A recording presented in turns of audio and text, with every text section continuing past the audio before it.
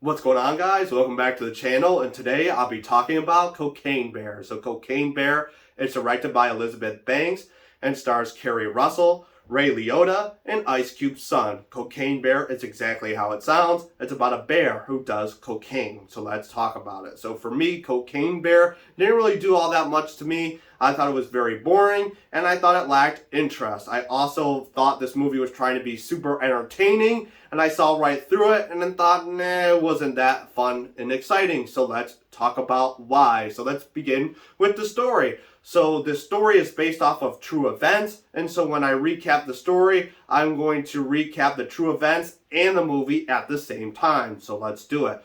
So Cocaine Bear is set in the past, set around 1970s, 1980s in Tennessee. And so basically it follows these drug lords who are pushing cocaine out of a plane, and this cocaine lands into a park in Tennessee. And when this cocaine lands in this park, a bear stumbles on this cocaine and consumes it. And so in real life, this bear dies 30 minutes after consuming the cocaine. And in the movie, the bear consumes cocaine and goes on a murderous rampage and craves cocaine throughout the movie. Now, this may sound really awesome and really cool, but it really isn't, because this bear that does cocaine and goes around killing people is only shown for a very short period of time. The rest of the movie is filled with a lot of nonsensical and pretty irritating characters that you don't really care for and you don't want to follow. And so overall, it leaves you kind of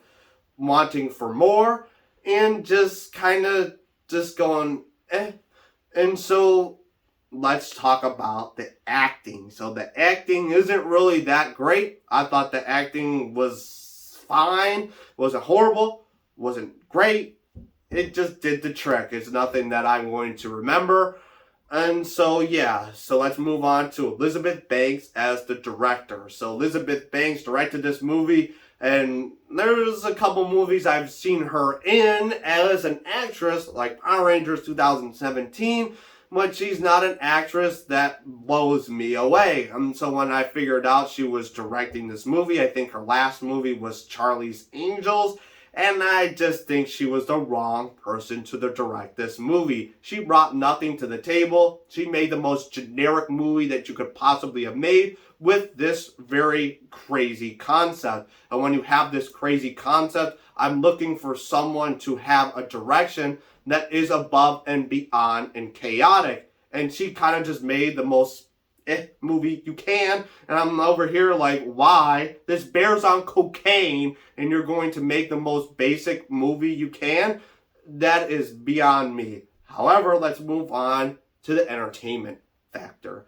So I've already talked about this movie trying to be super entertaining, and that's exactly what this movie is trying to sell you on. It's entertainment. It's trying to be super entertaining the entire time, but it's only showing the entertainment in short periods of time. And for the most part, all this movie's entertainment is shown in the trailers. And so when I've seen the trailers a couple of times, because it was shown like every single time I went to the theater when this movie was being promoted, I go to the movie, watch it, and it just, all the stuff that is fun and exciting, I've already seen. So I'm just like, okay, I've already seen that was in the trailer. And when the stuff that I didn't already see, I just didn't care.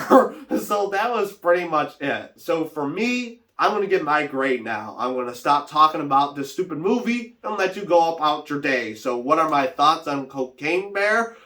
I'm going to give Cocaine Bear a thumbs down. Now, for me, the reason why I'm giving a thumbs down is because it was boring, the characters weren't interesting, and even though the bear on cocaine seems cool and seems awesome, it's barely there. And when the runtime's an hour and 30 minutes, and you only get the bear for a short period of time, the other characters just absolutely put me to sleep.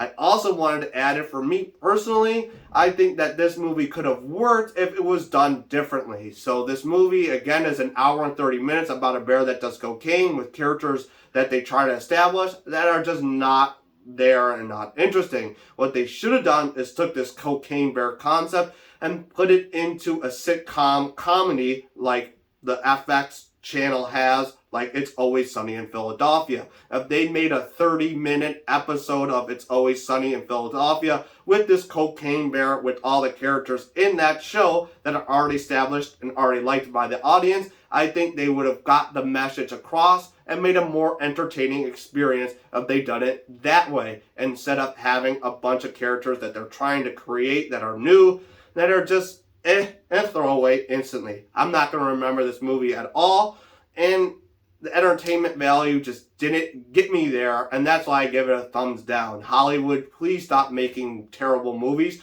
that I will forget instantly. Give me something that I'm going to remember, and give me something that I actually care about and will actually recommend the audience. And last but not least, before I go, this movie can be watched. It's not a horrible movie like the last couple of movies I reviewed on this channel that I think that you should avoid at all costs. This movie you can watch, but I don't recommend going to the theater and watching it if it's on Netflix and it's a rainy day, or if it's on Netflix or any streaming service at like 3 o'clock in the morning. I think this is the type of movie you can watch at that time. But other than that, I think you should avoid it at all costs. But that's going to do it for this review. If you watched this, I appreciate it. Thank you for the support. If you liked it, click that like button. And if you want to see more, hit that subscribe button so I can see you next time. Till then, peace.